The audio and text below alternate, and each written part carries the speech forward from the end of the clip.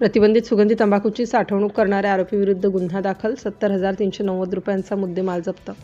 महाराष्ट्रात विक्री व साठवणुकीस प्रतिबंध असलेल्या सुगंधित तंबाखूची अवैध विक्री करण्याच्या उद्देशाने साठा करणाऱ्या एका आरोपीविरुद्ध रामटेक पोलिसांनी धडक कारवाई केली आहे. या कारवाईत पोलिसांनी एकूण 70,390 रुपये किमतीचा मुद्देमाल जप्त केला असून आरोपीला अटक केली आहे. मिळालेल्या माहितीनुसार 1 जून 2026 रोजी रामटेक पोलीस ठाण्याचे पथक परिसरात गस्त घालत असताना त्यांना गुप्त बातमीदाराकडून एक महत्त्वाची माहिती मिळाली. मौजा नगरधन येथील रहिवासी राजेश मोतीराम ढवरे याने आपल्या राहत्या घरात शासनाने प्रतिबंधित केलेल्या सुगंधित तंबाखूचा मोठा साठा विक्रीसाठी आणून ठेवल्याचे बातमीदाराने सांगितले. या माहितीच्या आधारे पोलिसांनी त्वरित मौजा नगरधन वार्ड क्रमांक 5 येथील संबंधित घराची पंचासमक्ष झडती घेतली. या झडतीदरम्यान पोलिसांना घरात लपवून ठेवलेला सुगंधित तंबाखू आढळून आला. पोलिसांनी घटनास्थळावरून पंचासमक्ष एकूण 74.1 किलो प्रतिबंधित सुगंधी तंबाखू जप्त केला, ज्याची किंमत एकूण 70,390 रुपये.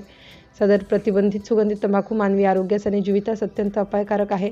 महाराष्ट्र शासनाने अशा पदार्थांचे उत्पादन, विक्री, साठवणूक आणि वाहतूक यावर कायदेशीररित्या पूर्ण बंदी घातली आहे.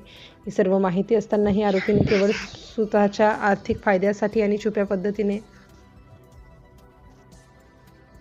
विक्री करण्यासाठी हा साठा केला होता. या प्रकरणी आरोपी राजेश मोतीराम ढवरे वय 34 वर्ष, राहणार वार्ड क्रमांक 5, नगरधन, तालुका रामटेक याच्याविरुद्ध रामटेक पोलीस ठाण्यात अन्न सुरक्षा आणि मानके अधिनियम 2006 सह कलम तसेच भारतीय न्याय संहितेच्या कलम 123, 274, 275 आणि 223 अन्वये गुन्हा नोंद करण्यात आला आहे.